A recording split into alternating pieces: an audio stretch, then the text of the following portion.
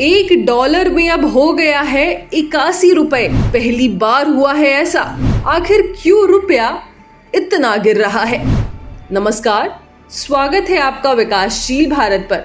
शुक्रवार को रुपया अब तक के सबसे निचले स्तर को भी तोड़कर 81 को भी पार कर गया है।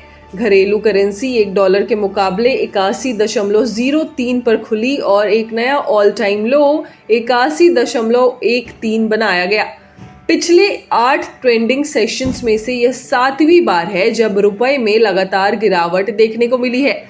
मनी कंट्रोल की एक खबर के अनुसार घरेलू करेंसी 9:15 पर 81.15 प्रति डॉलर के स्तर पर ट्रेड हो रही थी। यह पिछली क्लोजिंग 80.87 के मुकाबले 0.33% तक गिरी है। 25 जुलाई को 10 वर्षीय बॉन्ड यील्ड 7.383% पर ट्रेंड होती दिख रही है। यह अपनी पिछली क्लोजिंग से 7 आधार अंक ऊपर है। यूएस 10 वर्षीय ट्रेजरी यील्ड में गुरुवार को 18 आधार अंकों का जबरदस्त उछाल आया और यह 3.7% पहुंच गई।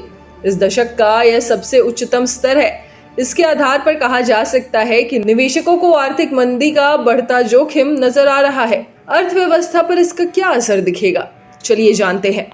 इस कारण बैंकों से मिलने वाला लोन महंगा होगा। लोन के महंगा होने से कम लोन बांटे जाएंगे।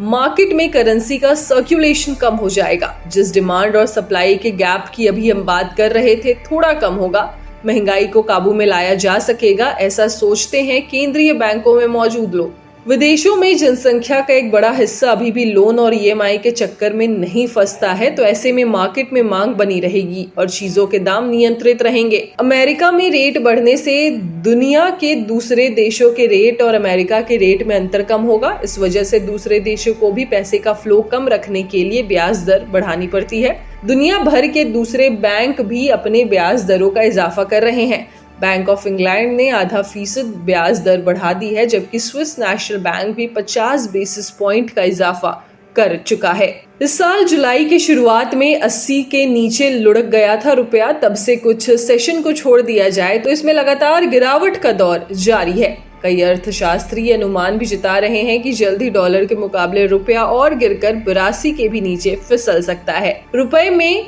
गिरावट के बाद महंगाई बढ़ने के आसार है। एक्सपर्ट्स के मुताबिक पेट्रोलियम पदार्थ, दलहन, खाद्य तेल, कच्चा तेल, कंप्यूटर, लैपटॉप, सोना, दवा, रसायन, उर्वरक और भारी मशीन जिनका आयात किया जाता है महंगे हो सकते हैं। उधर वित्त मंत्री निर्मला सीतारमण ने कहा कि सरकार महंगाई को 4% के भीतर रखने के लिए हर संभव प्रयास कर रही है। फिलहाल देखने वाली बात ये होगी कि ये रुपया गिरकर हमें कितना रुलाने वाला है।